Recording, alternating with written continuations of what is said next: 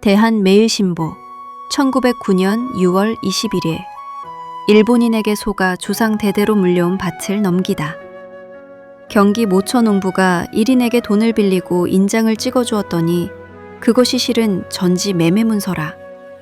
조상 대대로 내려오던 옥토를 헐값에 빼앗기고 일가가 길에나 앉아 통곡한다더라.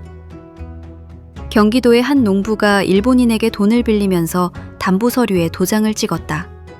농부는 그것이 밭을 파는 매매 계약서인 줄도 몰랐고 결국 빚의 몇 배나 되는 가치의 땅을 헐가격에 빼앗기고 길거리에 나앉게 되었다. 1909년의 이 비극은 단순히 토지를 잃은 경제적 손실이 아니라 한 가족의 역사와 생존의 근거를 송두리째 도려낸 일제의 파렴치한 약탈입니다. 근대적 법제도라는 명목하에 자행된 이 사기극은 문명이라는 가면 뒤에 숨은 침략자의 본질을 적나라하게 드러낸 것입니다.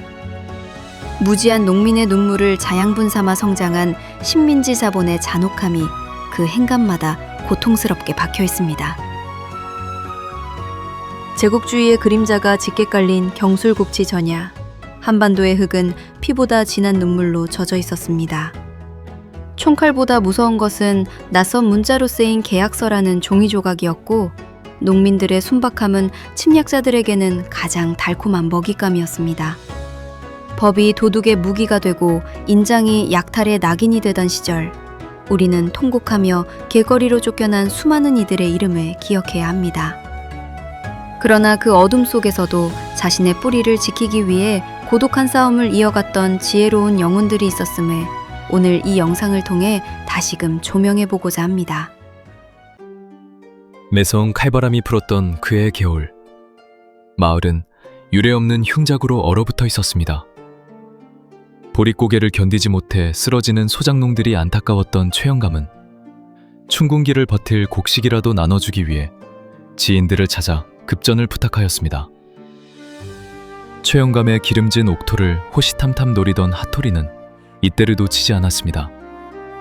그는 평소의 악랄함을 감추고 인자한 독지가의 가면을 쓴 채 최영감에게 접근해 소에게 자금을 빌려주었습니다. 그것이 가문 전체를 집어삼킬 거대한 덫이라는 사실을 최영감은 그때는 미처 알지 못했습니다. 며칠 후 하토리는 돌변했습니다. 그는 수십 배로 불어난 이자를 내놓으라며 윽박질렀고 해독조차 불가능한 일본어로 가득 찬 매매 계약서를 내밀었습니다. 이 서류에 도장을 찍든지 아니면 돈 대신 니놈의 딸을 내놓든 둘 중에 하나를 선택해라. 평소에 최영감의 딸 선아에게 눈독 들인 짐승 하토리는 침을 흘리며 법이라는 이름의 무력을 등에 업고 최영감을 몰아세웠습니다.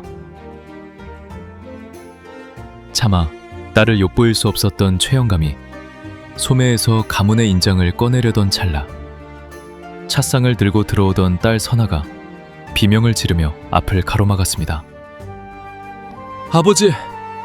어쩌자고 이런 자에게 손을 벌려 집안을 망치십니까?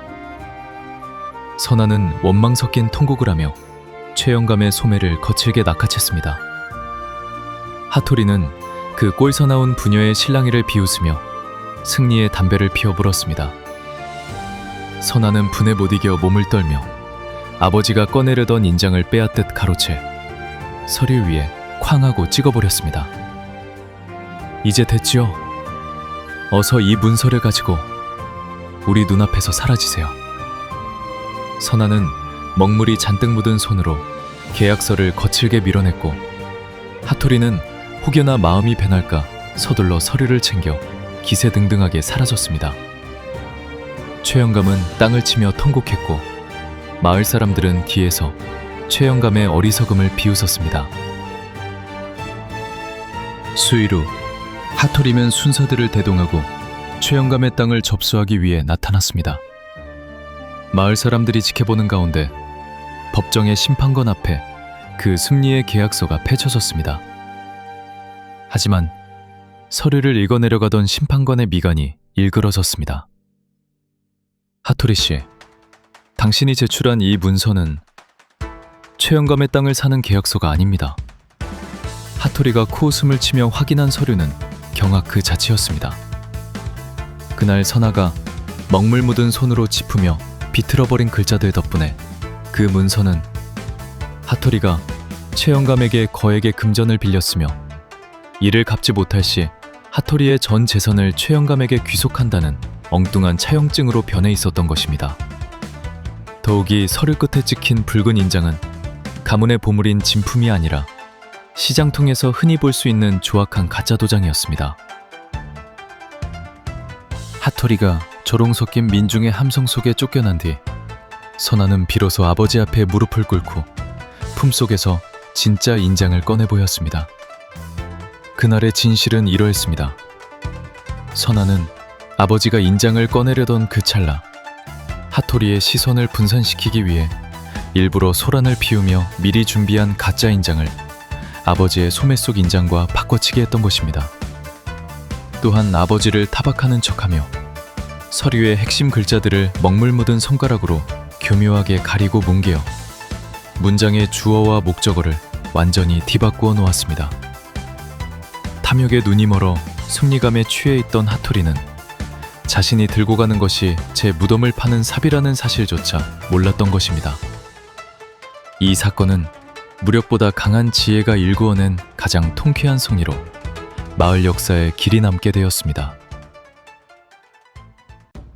기사 속의 농구는 통곡하며 길거리로 나앉았지만 일부 우리 조상들이 힘을 합쳐 구현한 지혜의 작은 승리는 당시를 살았던 수많은 민초의 간절한 염원이었을 것입니다.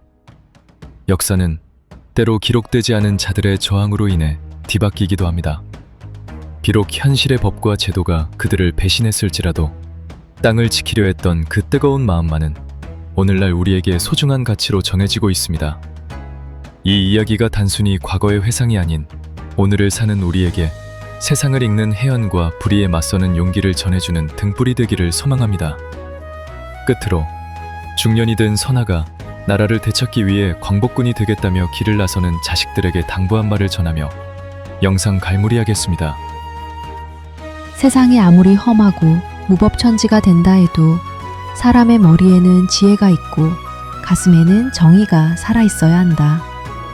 침략자의 서슬퍼런 칼날은 우리의 육신을 상하게 할 수 있으나 맑게 닦인 너희의 지혜와 꼿꼿한 조선인의 기계는 그 누구도 결코 앗아갈 수 없는 법이다. 재물과 안위는 바람에 흩어지는 뜬구름 같지만 나라를 잃고 지조마저 져버리면 평생을 가난한 영혼으로 살게 될 것이니 명심하거라. 그러니 부디 멀리서도 게을리하지 말고 글을 읽고 심신을 단련하여 세상을 밝게 보는 눈을 기르거라. 어둠 속에서도 길을 잃지 않는 등불은 오직 내 마음의 총명한 뿐이다. 그것이야말로 너희 자신과 이 땅을 지키는 가장 강력한 무기가 될 것이다.